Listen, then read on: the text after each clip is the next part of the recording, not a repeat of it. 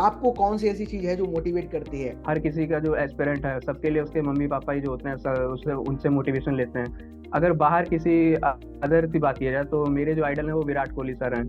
सबसे ज़्यादा मोटिवेशन मुझे उन्हीं से मिलता है। मेंस बच्चों को कहाँ से कवर करना चाहिए या कैसे वो पढ़ सकते हैं? कैसे उनकी जो बीएससी एग्रीकल्चर हुई है वो कैसे हेल्प कर सकता है बच्चों का? कोई भी अगर नया डाटा रिलीज हो रहा है एग्रीकल्चर में तो सबसे पहले पीआईबी उसको रिलीज करे। चैलेंजेस बता के ही सिर्फ छोड़ देना हमारा मोटिव नहीं होना चाहिए। चैलेंजेस क्या-क्या जी फेस जी। कर रहे हैं और सॉल्यूशन क्या-क्या मिल रहे हैं? तो प्रीलिम्स अगर नहीं निकला तो वो चीज़ दिक्कत करती है वहाँ पे। तो पहले प्रीलिम्स का सिलेबस अच्छे से कवर कर लें कॉन्सेप्ट, फिर डेली टाइम मैनेजमेंट काफ़ी उनके लिए इंपॉर्टेंट हो जाता है। क्वांट जो है वो काफ़ी स्कोरिंग सब्जेक्ट है। अगर हम लोग 2 या 3 टीआई भी आराम से सॉल्व कर लेते हैं तो 10-15 नंबर वहाँ से आ जाते हैं जो वन लाइनर क्वेश्चन है। तो गुड आफ्टरनून आयुष्मान सर, बहुत-बहुत बधाई आपको कि आपने आईबीपीएस एफओ 2025 क्लियर किया। और क्या-क्या स्ट्रेटजीज रही, बेसिकली हमारा गाइडेंस सेशन रहेगा। पहले तो बहुत-बहुत स्वागत है आपका एग्रीकल्चर वाला के ऑफिशियल चैनल पे, जहाँ पे हम बच्चों के साथ डिस्कशन करेंगे, गाइडेंस सेशन प्रोवाइड करेंगे उनको कि क्या-क्या वो चैलेंजेस आए बच्चों को प्रिपरेशन करने में आईबीपीएस की। और आपने आईबीपीएस एफओ क्लियर किया है और आपको जो बच्चे हैं आपको इंस्पायरेशन के रूप में लेते हैं, तो आप बच्चों को शेयर करेंगे बहुत सारी ऐसी चीज़ें जो कि उनको कहीं न कहीं आईबीपीएस एफओ एग्ज़ाम में क्लियर जी। करने में उनकी हेल्प करेंगी। तो first of all sir, very very congratulation आपको। और पहले सर आप अपना बैकग्राउंड और थोड़ा अपना ब्रीफ इंट्रोडक्शन प्रोवाइड कर दीजिए ताकि बच्चे आपको समझ सकें, आपसे रिलेट कर सकें। Thank you so much Raghavendra इस चैनल पे मुझको इनवाइट करने के लिए। तो मेरा नाम आयुष्मान मिश्रा है और मैंने अपना graduation Chandrashekhar Azad university of agriculture and technology Kanpur से 2023 में पूरा किया है। और आईबीपीएस एफओ के लिए ये मेरा सेकंड अटेम्प्ट था और इस बार पंजाब नेशनल बैंक में एज ए एफओ मेरा सिलेक्शन हुआ है। बिल्कुल, बिल्कुल सर। तो जी हमारा दूसरा जो सबसे इम्पोर्टेंट पॉइंट निकल के आता है कि प्रिपरेशन स्टडीज़। जो भी बच्चे जी जी। तैयारी कर रहे हैं आईपीएस एग्ज़ाम की, उनको कैसे प्रिपरेशन करनी चाहिए आईपीएस की? कौन-कौन से सब्जेक्ट हैं, कौन-कौन से ऐसे टॉपिक्स हैं, या कह सकते हैं कि टाइमलाइन है, प्रिपरेशन की टाइमलाइन कितनी रहनी चाहिए? स्पेसिफिक कोई टाइम होना चाहिए, स्पेसिफिक कोई रूटीन होना चाहिए? थोड़ा इससे रिलेटेड सर बच्चों को ब्रीफ कर दीजिएगा आप। जी। आईबीपीएस एफओ 3 स्टेज का एक एग्जाम है जिसमें प्रीलिम्स फिर मेंस और फिर उसके बाद इंटरव्यू होता है। प्रीलिम्स हमारा क्वालिफाइंग है जिसमें केवल क्वालिफाई करना होता है। फाइनल मेरिट में इसके मार्क्स जो हैं वो ऐड नहीं किए जाते हैं। फाइनल मेरिट जो बनती है वो मेंस प्लस इंटरव्यू के मार्क्स के बेस पे फाइनल सिलेक्शन होता है। प्रीलिम्स में 3 सब्जेक्ट हैं, क्वांट, रीजनिंग और इंग्लिश। 50-50 मार्क्स के 50 मार्क्स का आपका क्वांट है, 50 का रीजनिंग है और 25 नंबर का इंग्लिश है। 125 टोटल मार्क्स हैं। और मेंस 60 नंबर का मेंस होता है और इंटरव्यू 100 नंबर का है। मेंस का जो वेटेज है वो 80 मार्क्स कर दिया जाता है और इंटरव्यू का जो वेटेज है वो 20 है। 80 और 20 के रेशियो में जो फाइनल मेरिट है वो बनती है इसकी। और हर साल वही नवंबर के आसपास प्रीलिम्स का एग्जाम होता है, दिसंबर में मेंस और फरवरी एंड या मार्च के फर्स्ट वीक में इंटरव्यू होते हैं इसके। जी सर। बिल्कुल। तो सर जैसा कि हमारा जो 3 फेज़ एग्ज़ाम हम इसको कह सकते हैं, प्रीलिम्स आपको पहले देना है, फिर आपको मेंस देना है और फिर आपको फाइनली इंटरव्यू देके सिलेक्शन लेना है। तो सर जी सबसे पहले हम फेज़ बाय फेज़ डिस्कस कर लेते हैं, यानी कि प्रीलिम्स की अगर हम बात करें, तो प्रीलिम्स में जैसे कि एग्रीकल्चर के बच्चे रीज़निंग, मैथ, इंग्लिश नहीं पढ़ते हैं अपने ग्रेजुएशन में, तो उनको हम्म। क्या स्ट्रैटेजीज़ अपनानी चाहिए? क्या उनके लिए ऐसे फंडामेंटल्स होने चाहिए जिनको तैयार करके वो आराम से इस एग्ज़ाम को क्लियर कर सकते हैं? थोड़ा प्रीलिम्स के बारे में बच्चों को गाइड कर दीजिए आप। प्रीलिम्स जो है वो एग्रीकल्चर बैकग्राउंड के बच्चों के लिए काफ़ी दिक्कत आती है मेन चीज़ प्रीलिम्स में, क्योंकि एग्रीकल्चर तो 4 साल और अगर इंटर भी एग्रीकल्चर से तो अच्छे से एग्रीकल्चर कवर किया हुआ होता है। मेन जो दिक्कत है वो प्रीलिम्स में ही आती है क्योंकि वो जो सब्जेक्ट एकदम नए रहते हैं बच्चों के लिए। तो उसके लिए एक अलग स्ट्रैटेजी मतलब प्रिपरेशन जो है अच्छे से करनी पड़ती है प्रीलिम्स के लिए। एग्रीकल्चर पे फोकस कम करके शुरू में पहले जो अपना प्रीलिम्स का सिलेबस है उसको अच्छे से कवर कर लिया जाए। कॉन्सेप्ट एक बार क्लियर हो जाएंगे तो फिर उसके बाद धीरे धीरे प्रैक्टिस करनी चाहिए। प्रैक्टिस के बाद मॉक टेस्ट, जितने ज़्यादा आप मॉक लगाएंगे उतने अच्छे से एनालाइज करेंगे तो प्रीलिम्स ऐसे धीरे धीरे फिर तैयार हो जाता है। फिर अलग अलग स्ट्रैटेजी है अपने, जिस किसी की हो सकता है इंग्लिश ज़्यादा वीक है, किसी का हो सकता है क्वांट ज़्यादा वीक है, तो जो फोकस है वो वीक सब्जेक्ट पे अच्छे से करना चाहिए और जो स्ट्रांग है सब्जेक्ट उसको तो लेके चलना ही है अब हम लोगों को। फिर इस बिल्कुल। तरीके से प्रीलिम्स की तैयारी की जा सकती है। बिल्कुल सर। जैसे कि अगर आईपीएस के एग्ज़ाम की हम एनालिसिस करें, 1-2 साल का पीछे का अगर हम देखें, तो पहले जो इसका प्रीलिम्स का कट ऑफ जाता था, रीज़निंग की अगर बात करें, मैथ्स की बात करें, इंग्लिश की बात करें, तो काफ़ी कम जाता था। लेकिन जो आगे आने वाले साल हैं, जो जैसे बढ़ता जा रहा है हमारा, तो इसमें जो दो तीनों सब्जेक्ट हैं, इनका कहीं ना कहीं नंबर ऑफ जो पहले था क्राइटेरिया वो अब बढ़ता जा रहा है, तो बच्चे कैसे जी इसको जी क्लियर करें, कैसे और थोड़ा इसको बेटर कर सकते हैं, कैसे प्रीलिम्स की कट ऑफ को क्लियर कर सकते हैं, थोड़ा उस पर सर चर्चा जी। कर। इस साल की जो कट ऑफ थी वो 51 मार्क्स थी, उससे पहले 36 पॉइंट समथिंग थी, और उससे भी पहले 17 या 18 नंबर कुछ थी। तो दिन पे दिन कट ऑफ जो है वो मल्टीप्लाई होती जा रही है, 2-4 नंबर भी नहीं बल्कि 2 गुना 3 गुना इस तरीके से बढ़ रहे हैं। इसका मेन रीजन ये है कि एफओ के जो स्टूडेंट हैं वो जनरल बैंकिंग की तरफ भी शिफ्ट हो रहे हैं, तो उस वजह से यहाँ पे कट ऑफ वो लोग आते हैं तो कट ऑफ अच्छे से बढ़ जाती है। इसका एक ही सॉल्यूशन है कि प्रीलिम्स को अब हल्के में ना लेकर जो पूरा सिलेबस है उसको अच्छे से पूरी तरीके से कवर करना है।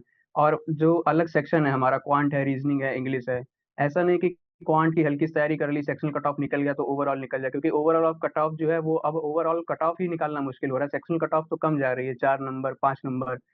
तो अब हर सब्जेक्ट में जो है अच्छे से तैयारी करनी है और पूरा सिलेबस कवर करना है, मैक्सिमम स्कोर करने की कोशिश करनी है उसमें। बिल्कुल। तो प्रीलिम्स की ओवरऑल यानी कि सब्जेक्ट वाइज आपको बहुत ज्यादा मेहनत करनी पड़ेगी, और फिर जी जी दूसरा जो हमारा इंपॉर्टेंट पॉइंट है कि आपको अगर आप सब्जेक्टिव अच्छा करेंगे फिर आपको ओवरऑल में भी कहीं ना कहीं फाइट करना है। तो कौन सा जी ऐसा जी। सब्जेक्ट वो चूज कर सकते हैं प्रीलिम्स में ताकि उनको हेल्प हो जाए कि ओवरऑल कट ऑफ अपनी वो निकाल सकें। प्रीलिम्स में स्कोरिंग सब्जेक्ट मुझे जो लगता है वो क्वांट लगता है, कि स्कोर आराम से क्वांट में किया जा सकता है।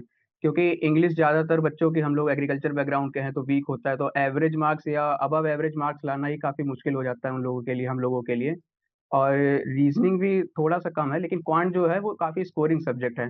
अगर हम लोग 2 या 3 डीआई भी आराम से सॉल्व कर लेते हैं तो 10-15 नंबर वहाँ से आ जाते हैं, जो वन लाइनर क्वेश्चन है, जैसे मिसिंग नंबर सीरीज हो गया, क्वाड्रेटिक इक्वेशन, सिंप्लीफिकेशंस, अप्रोक्सीमेशंस। और अगर पूरा अर्थमेटिक भी छोड़ दें हम लोग और बाकी के उस पर शिफ्ट हो जाएं, क्या नाम, जो वन लाइनर्स और डीआई हैं, तो भी 25 नंबर आराम से फोकस कर सकते हैं। और अगर आपके पास टाइम है और अर्थमेटिक आपको अच्छे से आती है तो 25+ स्कोर क्वांट में आराम से किया जा सकता है। बिल्कुल।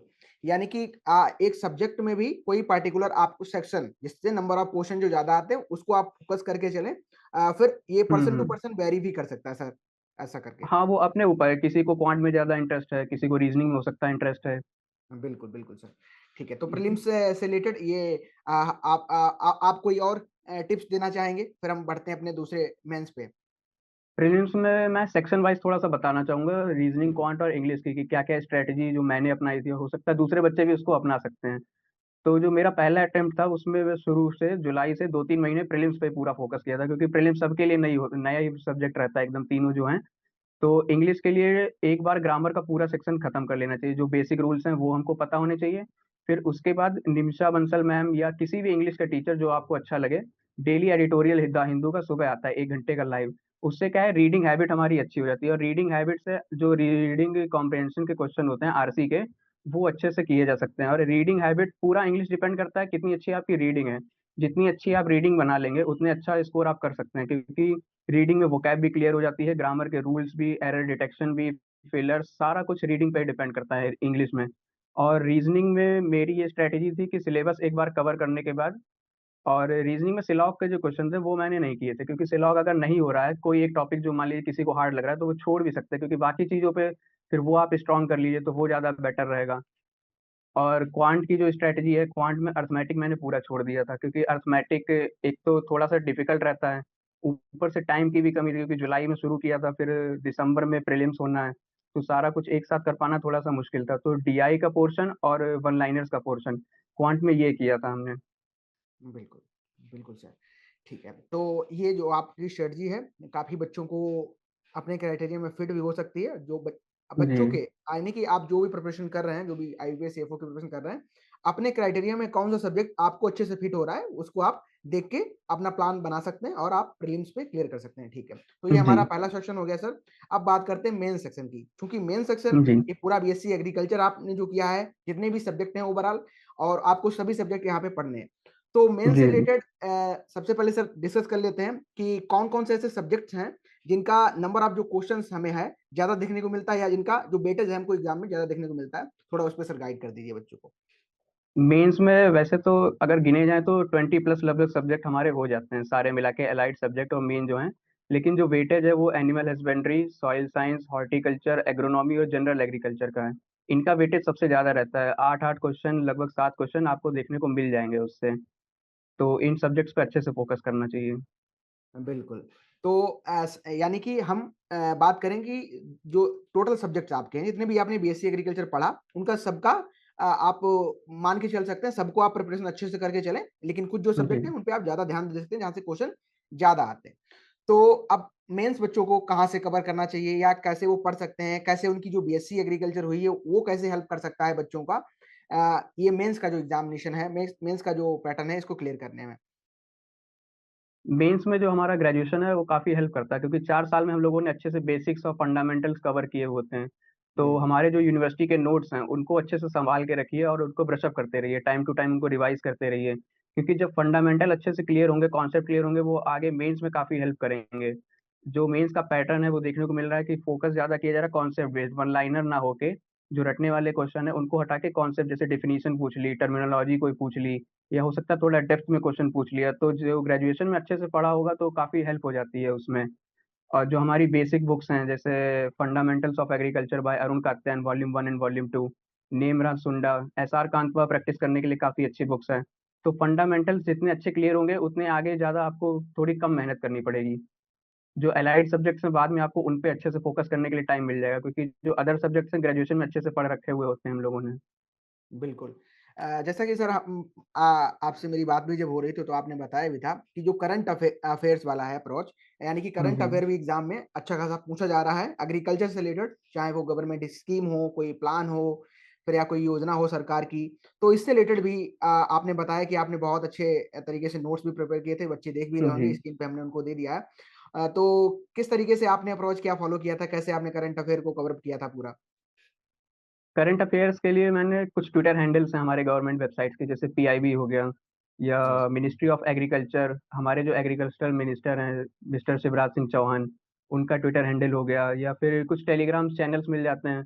तो इनसे हेल्प हो जाती है। कोई भी अगर नया डाटा रिलीज हो रहा है एग्रीकल्चर में, तो सबसे पहले पीआईबी उसको रिलीज करेगा, मिनिस्ट्री जो है वो पीआईबी के थ्रू रिलीज करती है। और वो जो डाटा एकदम ऑथेंटिक रहता है। अगर हो सकता है आप किसी और सोर्स से देख रहे हैं, टेलीग्राम पे कोई चैनल है, तो कुछ वो मार्जिन ऑफ एरर रहता है वहाँ पे, लेकिन गवर्नमेंट का जो डाटा है वो एकदम परफेक्ट रहता है। जैसे इस बार के एग्जाम में पूछा गया था, एनिमल जीबीए में, एग्रीकल्चर की जीडीपी में एनिमल हस्बेंड्री का कितना परसेंट योगदान है, तो वो डाटा जो है पीआईबी ने रिलीज किया था। तो ये जो सोर्स है काफी हेल्प करते हैं। आप सोशल मीडिया के थ्रू भी अच्छे अच्छे चैनल्स हैं उनको ज्वाइन करिए, तो वहाँ पे भी काफी हेल्प हो जाती है करंट अफेयर्स को टैकल करने के लिए। बिल्कुल सर। तो फाइनली हमारा जो मेन सेक्शन है यानी कि आपका बीएससी जो आपने पढ़ा है, इसके अलावा जो अच्छी बुक्स हैं ऑथर के थ्रू उनको आप देख सकते हैं। भी आप अपने नोट्स भी प्रिपेयर कर सकते हैं करंट अफेयर का जो भी डाटा वगैरह है उसको आप प्रॉपर नोट्स या कोई अच्छा सोर्स जो आप फॉलो कर सकते हैं, ठीक है। तो ये हम्म। हमारा प्री और मेंस का रहा। अब कुछ जो चैलेंजेस जो कि बच्चे फेस करते हैं, चैलेंजेस एंड सॉल्यूशन दोनों की बात करेंगे क्योंकि चैलेंजेस बता के ही सिर्फ छोड़ देना हमारा मोटिव नहीं होना चाहिए। चैलेंजेस क्या-क्या जी फेस जी। कर रहे हैं और सॉल्यूशन क्या-क्या मिल रहे हैं। तो सॉल्यूशन सर आप बताएँगे सबसे पहला चैलेंज यही है कि बिगेस्ट चैनल फेस जो कर रहे हैं प्रिपरेशन। प्रिपरेशन कब से जी बच्चे स्टार्ट कर दें अगर प्रिपरेशन कर रहे हैं? क्या वो शुरुआती अपना पहले ही निर्णय कुछ तो बच्चे हैं जो डिसीज़न ले लेते हैं या जो प्रिपरेशन करना हम्म। चाहते हैं, तो उनके लिए क्या स्ट्रैटेजी हो सकती है? यानी कि बिगेस्ट चैनल है माइंड में यही कि चल हम तैयारी शुरू तो करना चाहते हैं तो कब से स्टार्ट करें? क्या कर सकते हैं इसके लिए? जी। यहाँ पर 2 तरीके के एस्पिरेंट्स रहते हैं। जैसे हम लोग कॉलेज टाइम में हैं, तो कुछ बच्चे हैं, तो सेकंड ईयर या थर्ड ईयर से ही अपना मन बना लेते हैं कि मुझे आईबीपीएस एएफओ ही करना है। और दूसरे टाइप के जो एस्पिरेंट्स हैं, तो ग्रेजुएशन खत्म करने के बाद वो देखते हैं कि मुझे आईबीपीएस एएफओ करना है। तो दोनों के लिए अलग-अलग है। जैसे जिसने ग्रेजुएशन में ही सोच लिया है सेकंड ईयर, थर्ड ईयर में, तो वहाँ से वो उस हिसाब से अपनी पढ़ाई करे। जैसे थोड़ा बहुत क्वांट, रीजनिंग, इंग्लिश प्री पे भी फोकस रहे, और ग्रेजुएशन में जो सब्जेक्ट पढ़ रहा है उसको और अच्छे से पढ़े। आईबीपीएस एएफओ के पर्सपेक्टिव से देखे कि क्या-क्या चीज़ें इंपॉर्टेंट है, उनके अलग से शॉर्ट नोट्स बना लिए, थोड़ा एलाइड पोर्शन भी साथ ही साथ देखते चले, तो वो ज़्यादा हेल्प हो जाती है। और जो दूसरे तरीके के लोग हैं, जो बाद में शिफ्ट करते हैं कि जैसे ग्रेजुएशन हो गया, अब मुझको ये तैयारी करनी है, तो पहले प्रीलिम्स पे आपको पूरा वो करना पड़ेगा, क्योंकि अगर आप शुरू से मेंस करेंगे, फिर 4-5 महीने बाद ग्रेजुएशन खत्म होने के बाद ही प्रीलिम्स रहता है। तो प्रीलिम्स अगर नहीं निकला तो वो चीज़ दिक्कत करती है वहाँ पे। तो पहले प्रीलिम्स का सिलेबस अच्छे से कवर कर लें कॉन्सेप्ट, फिर डेली टाइम मैनेजमेंट काफ़ी उनके लिए इम्पोर्टेंट हो जाता है। एक बार प्रैक्टिस करनी पड़ेगी फिर आपको, फिर अलग से टाइम निकालना होगा मेंस के लिए। तो इसीलिए बेहतर रहेगा कि अगर पहले से तैयारी करते चलें ग्रेजुएशन के ही दौरान, तो वो चीज़ आगे आपको टाइम मैनेजमेंट में काफ़ी हेल्प हो जाएगी। बिल्कुल, बिल्कुल सर, बिल्कुल। तो जो सबसे इम्पोर्टेंट चीज़ आपको कौन-सी ऐसी चीज़ है जो मोटिवेट करती है? आपके टफेस्ट टाइम में जब आप फेलियर क्योंकि जो एग्जामिनेशन है, जैसा कि आपने बताया आपके सेकंड ये स्टेज है, कौन सा ऐसा पॉइंट था जो आपको मोटिवेट करता था कि नहीं मुझे आईबीएस है वो क्लियर क्लियर करना है? आपके फेलियर्स जब आपको हो सकता है वो गोल डिसाइड ना हुआ हो फर्स्ट ईयर में, तो कैसे आप वहाँ पे ये सब फैसले आपने लिए? कैसे आप स्टे मोटिवेटेड रहे और टफेस्ट और टाइम को आपने एक कहते हैं कि उसको एज़ अ मोटिवेशन यूज़ करके आपने क्लियर किया फाइनली? पहला अटेम्प्ट जब दिया तो 1 अप्रैल को रिज़ल्ट आया, तो रिज़ल्ट नेगेटिव था, हुआ नहीं उसमें। तो हर किसी को ये स्वाभाविक बात है कि अच्छा नहीं लगता कि रिज़ल्ट नहीं बिल्कुल, आया है, थोड़ा लो फ़ील करते हैं स्टूडेंट्स। तो लेकिन वहीं पे हमको फिर से रीस्टार्ट करना है, क्योंकि कोई और ऑप्शन नहीं है, या तो उसी फ़ेज़ में हम लोग अटके रहेंगे, या तो एक ऑप्शन है कि आप फिर से रीस्टार्ट करिए और फिर अगली बार सिलेक्शन लीजिए। तो मोटिवेशन यही है कि हर किसी के लिए अलग-अलग मोटिवेशन रहता है, लड़कियों के लिए अलग है, लड़कों के लिए अलग है, जो वो थोड़े अच्छे बैकग्राउंड से आते हैं, उनके लिए अलग तरीके का है, हर किसी का अपना पर्सनल मोटिवेशन होता है। मेरे लिए मोटिवेशन से ज़्यादा जो इम्पोर्टेंट रहा है, वो कंसिस्टेंसी रहा है, क्योंकि मोटिवेशन आपका 1 दिन काम करेगा, 2 दिन काम करेगा, मोटिवेशन वहाँ पे काम आता है किसी दिन आपको अच्छा नहीं लग रहा, मान लीजिए कोई रिज़ल्ट फेलियर मिल गया किसी को, तो वहाँ पे वो चीज़ अपने को याद दिलानी पड़ती है कि किस लिए मैंने ये अपना एम चूज़ किया था। तो वो चीज़ याद दिला के फिर एक कंसिस्टेंसी जब मेंटेन करेंगे आप, मेरे लिए कंसिस्टेंसी सबसे ज़्यादा इम्पोर्टेंट रही है। क्योंकि फेलियर के बाद एक रूटीन मैंने अपने लिए फ़ॉलो किया है पूरा 1 साल। सुबह से लेके शाम तक पूरा लाइब्रेरी में रहता, सुबह 7 बजे जाना और रात में 8 बजे आना, वो कंसिस्टेंसी मेंटेन रखे थे। तो वो चीज़ काफ़ी हेल्प करी है दोबारा ये सक्सेस जो मिली है उसमें सर। बिल्कुल सर। तो इसके अलावा भी बहुत सारी आपकी अचीवमेंट्स हैं आईवीएस एफओ के जी। अलावा और वहाँ भी आपने अपना परचम लहराया है। आपके जो कंसिस्टेंसी जैसा कि आपने वर्ड यूज़ किया, वो बिल्कुल सर तो कौन-कौन से एग्ज़ाम हैं सर इसके अलावा भी जो आपने अभी तक वहाँ पे भी अच्छा प्रदर्शन किया है? थोड़ा बच्चों को भी बता दें ताकि उनको भी थोड़ा मोटिवेशन आपके थ्रू मिल जाए। जी सर। इसके अलावा लास्ट ईयर इफ़को एजीटी का एग्ज़ाम था वो दिया था, उसमें प्रीलिम्स हुआ, मेंस हुआ, लेकिन इंटरव्यू फाइनल सिलेक्शन नहीं हो पाया। और नेशनल हॉर्टिकल्चर बोर्ड में एक वैकेंसी आई थी सीनियर हॉर्टिकल्चर ऑफिसर की, उसमें 2 स्टेज थे प्रीलिम्स और मेंस, वैकेंसी 5 थी लेकिन फॉर्म डाल दिया था कि चलिए फॉर्म पेपर देके देखते हैं, होगा तो ठीक है, नहीं होगा तो ठीक है। तो उसमें दिया और प्रीलिम्स उसमें भी निकल गया मेरा, फिर मेंस दिया जाके मेंस का सिलेबस जो था उसमें थोड़ा आउट ऑफ सिलेबस था, उसमें हॉर्टिकल्चर काफ़ी डीप में थी। तो इतना बीएससी ऑनर्स एग्रीकल्चर में डीप में हॉर्टिकल्चर नहीं पढ़ाई थी, तो मेंस उसमें हुआ नहीं, लेकिन प्रीलिम्स हो गया था। और उसी के साथ में यूपीपीएससी एग्रीकल्चर सर्विसेज, इसमें वैकेंसी निकली थी डिस्ट्रिक्ट हॉर्टिकल्चर ऑफिसर और डेवलपमेंट ब्रांच 2 के लिए एलिजिबल था। तो डीएचओ के लिए 1 वैकेंसी थी और एसडीओ के लिए 21 वैकेंसी थी, तो उसका भी प्रीलिम्स मेरा क्लियर हुआ और मेंस अभी मैंने मार्च में दिया है और उसका भी रिजल्ट आने वाला है। तो वो बिल्कुल, एग्ज़ाम अभी चल ही रहा है, उसका रिजल्ट आएगा फिर उसका इंटरव्यू अभी है। बिल्कुल। तो यानी कि आपने बहुत सारे एग्ज़ाम के इंटरव्यू तक आप गए भी हैं और जी। फाइनली अगर हम कहें तो आपके इंटरव्यूज़ बहुत ज़्यादा इम्पोर्टेंट रोल प्ले किए, जो कि जैसा कि लग भी रहा है बात करके हमको। तो इंटरव्यूज़ क्योंकि यहाँ पे भी है और बच्चों को इंटरव्यू से रिलेटेड क्या आप सर सुझाव देना चाहेंगे? सर इंटरव्यू से रिलेटेड यही सुझाव हो कि अपने बारे में और अपने आस-पास के बारे में जितना अच्छे से जानेंगे, उतना ही अच्छा रहेगा, क्योंकि इंटरव्यू नॉलेज का टेस्ट कम है, पर्सनैलिटी का टेस्ट आपका ज़्यादा है। वहाँ पे कितने अच्छे से आप क्वेश्चंस को टैकल कर आपकी कम्युनिकेशन स्किल्स कितनी बढ़िया है, जवाब देने का तरीका कितना बढ़िया है, वो चीज़ वहाँ पे ज़्यादा देखी जाती है। आपका सिटिंग पोस्चर कैसा है वहाँ पर, कितने अच्छे से आप प्रेशर हैंडल कर सकते हैं, ये सब चीज़ें काफ़ी इंपॉर्टेंट रहती हैं एक इंटरव्यू में। तो उसके लिए आप अच्छे-अच्छे लोगों के संपर्क में रहिए। थोड़ा बोलने का तरीका जो है अपना वेल बिहेव्ड रखिए। थोड़े वीडियोज़ देखिए, आपको यूट्यूब पे काफ़ी वीडियोज़ मिल जाएँगे इंटरव्यू के। ज़रूरी नहीं कि आईबीपीएस एएफओ के ही देखें, आप यूपीएससी के देखिए, यूपीपीसीएस के देखिए, कैसे इंट्रोडक्शन दिया जाता है, कैसे प्रेशर को हैंडल किया जाता है। ये सब चीज़ें काफ़ी इंपॉर्टेंट रहती है एक इंटरव्यू में।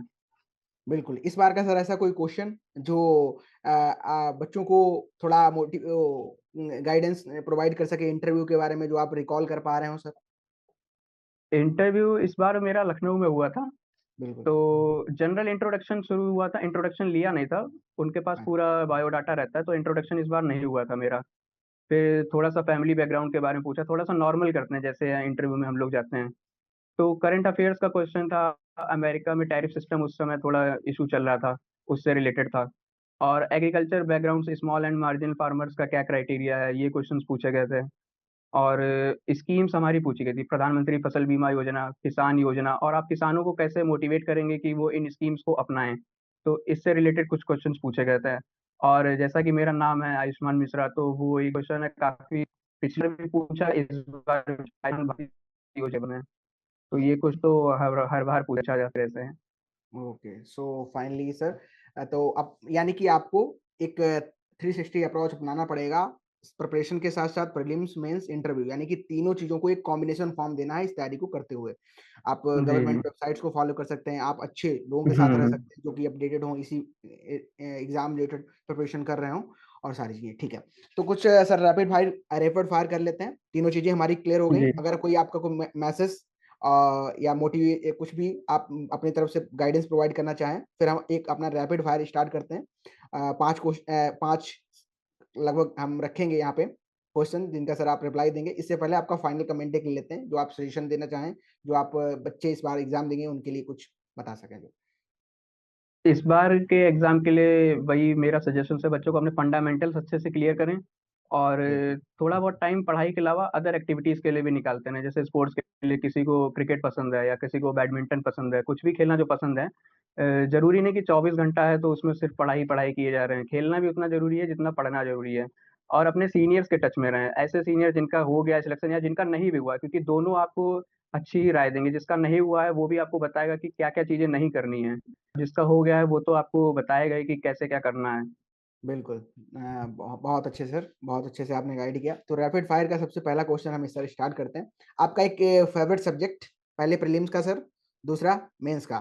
जी, बिल्कुल सर। फेवरेट प्रीलिम्स आपका का मेरा जी, प्रीलिम्स का फेवरेट सब्जेक्ट क्वांट है और मेंस का हॉर्टिकल्चर। ओके, हॉर्टिकल्चर, ठीक है। तो ऐसा कौन-सा सब्जेक्ट है जो सबसे ज़्यादा आपको टफ लगता है? एक आपको प्रीलिम्स का है और दूसरा आपको एग्रीकल्चर से उठा के बताना है? प्रीलिम्स का टफ सब्जेक्ट सब्जेक्ट तो नहीं, टॉपिक कह सकते हैं। बिल्कुल सर, शेयर कर सकते जैसे हैं। रीजनिंग, हाँ, रीजनिंग में सिलॉग का जो पोर्शन है वो टफ लगता है और क्वांट में अरिथमेटिक का थोड़ा-सा पोर्शन टफ लगता है। ठीक है सर। आपको आपकी लाइफ में सबसे ज़्यादा मोटिवेशन किससे मिलता है? सर, अगर फैमिली मेंबर्स में बात करें तो जो मेरे मम्मी-पापा हैं, वो सबके लिए, हर किसी का जो एस्पिरेंट है, सबके लिए उसके मम्मी-पापा ही जो होते हैं उससे उनसे मोटिवेशन लेते हैं। अगर बाहर किसी अदर की बात किया जाए तो मेरे जो आइडल हैं वो विराट कोहली सर हैं। सबसे ज़्यादा मोटिवेशन मुझे उन्हीं से मिलता है। बिल्कुल सर। तो रिज़ल्ट जी। आया था, उस समय सबसे पहला जो आपका आपने बताया था कि फाइनली मेरा सिलेक्शन हो गया था, किसको सर बताया था? मम्मी को बताया था मैंने रिज़ल्ट वाले दिन, सबसे पहले मैंने अपनी मम्मी को बताया क्योंकि मम्मी मेरे साथ में ही रहती हैं, पापा बाहर रहते हैं, तो सबसे पहले मम्मी को बताया था। ठीक है सर, बहुत अच्छे सर। तो फाइनली कि नोट्स भी बच्चों को कहीं न कहीं काम आएँगे, वो भी आपने शेयर किए हैं, तो जी, जी। बच्चों को भी स्क्रीन पे दिख रहे होंगे। और बहुत अच्छा आपने गाइड किया प्रीलिम्स, इंटरव्यू और मेंस की कैसे प्रिपरेशन कर सकते हैं। तो जो भी स्टूडेंट्स आईबीपीएस एफओ की प्रिपरेशन कर रहे हैं, सर ने बहुत अच्छा गाइडेंस प्रोवाइड किया और टाइम टू टाइम हम ऐसे ही गाइडेंस सेशन आपको प्रोवाइड करते रहेंगे। सर ने जो स्ट्रेटजीज़ बताई, सर का जो अ, तरीका था इस एग्ज़ाम को क्लियर करने का, वो सारी चीज़ें सर ने शेयर की। मॉक टेस्ट भी सर कहीं न कहीं आप प्रिपरेशन के दौरान करते करते चलें। आपका भी मॉक टेस्ट लगाने का अप्रोच है, थोड़ा यूनिक है अलग लोगों से, तो थोड़ा उसको भी आप शेयर कर दीजिए चलते-चलते सर। जी, सर। मॉक टेस्ट प्रीलिम्स की जो स्ट्रैटेजी है मॉक टेस्ट लगाने की, वो इंग्लिश में क्या है, आप कुछ कुछ ज़्यादा से ज़्यादा क्वेश्चन्स अटेम्प्ट करने की कोशिश करें क्योंकि इंग्लिश में हाफ मार्क्स का एक क्वेश्चन है। तो 50 क्वेश्चन्स है, अगर कोई 20 ही क्वेश्चन अटेम्प्ट कर रहा है, तो अगर पूरे भी सही होंगे तो 10 ही मार्क्स वहाँ पे आएँगे। तो कोशिश करें ज़्यादा से ज़्यादा वहाँ पे क्वेश्चन को अटेम्प्ट कर सकें और एक्यूरेसी पर भी ध्यान दें। तो इंग्लिश के लिए मेरी ये अप्रोच है और रीज़निंग में जो है, पज़ल के जो पोर्शन है, जो लेंथी क्वेश्चन्स हैं, उनको सबसे बाद में टच करिए। पहले जो वन लाइनर्स हैं या जो आपके जो हॉट टॉपिक्स हैं, जो आपको अच्छे लगते हैं, अच्छे से कमांड है जिन पे, वो पहले कर लें और सबसे बाद में जो है रीज़निंग पे शिफ्ट करें। अगर कोई रीज़निंग का क्वेश्चन बीच में आ रहा है तो उसको मार्क करके आगे बढ़ जाइए। वो क्वेश्चन पहले कर लिए, डीआई क्वेश्चन बाद में। और अब जो मार्क्स हैं, उनको एक नोट डाउन करते जाइए और देखते जाइए कि कहाँ गलती हो रही है, किस पोर्शन को अच्छे से किया जा सकता है। उसको एनालिसिस अच्छे से कीजिए कि कहाँ गलती हो गई, ये जो क्वेश्चन छूट गया, ये क्यों छूट गया? अगर टाइम कम पड़ रहा है तो क्यों टाइम कर रहा है, इसे अच्छे से एनालाइज करते चलिए प्रीलिम्स के लिए। टेस्ट लगाने चाहिए, उसको मार्क कर दिए नहीं आ रहा है क्योंकि वहाँ टाइम करने का कोई मतलब नहीं, आगे और क्वेश्चन देख लीजिए। जब सारे क्वेश्चन एक देख लिए तो क्वेश्चन को करीब में 100% श्योर हैं पहले वाली शिफ्ट में। फिर दूसरे बार में वो ये जो आप ए बी या दो ऑप्शन डाउट आ रहे हैं, इस तरीके से उसको अटेम्प्ट करते चलिए। और एनालिसिस करने के टाइम पे ये नहीं कि 60 क्वेश्चन आपने लिए फिर अपने कॉपी पे उतार लिए, क्योंकि वो टाइम वेस्ट ही है। अगर आपको कुछ आता है, कोई क्वेश्चन आसान है, जैसे सबको पता है कि गेहूँ की जो फैमिली है पोएसी है, तो उसको लिखने से कॉपी में कोई मतलब नहीं है। आप वो क्वेश्चन लिखिए जो आपके गलत हो गए या आपको जो डाउट में कौन थे और तुक्के में मान लीजिए सही हो गए, लेकिन आपको आता नहीं था, तो क्वेश्चन उसको नोट डाउन करें। बिल्कुल sir. So thank you so much sir, आपने बहुत अच्छा बच्चों को गाइडेंस सेशन प्रोवाइड किया। और जो भी आप सभी स्टूडेंट जो भी इस वीडियो को देख रहे हैं, आप कमेंट भी ड्रॉप कर सकते हैं सर, रिप्लाई भी आपको दे देंगे वहाँ से। और थैंक यू फॉर वाचिंग सभी को, और टाइम टू टाइम ऐसे सेशन आपके लिए हम कंडक्ट करते रहेंगे। So thank you sir, and after all congratulation sir, जल्दी से आप ज्वाइन करिए। जी, thank you. Okay, okay, thank you so much.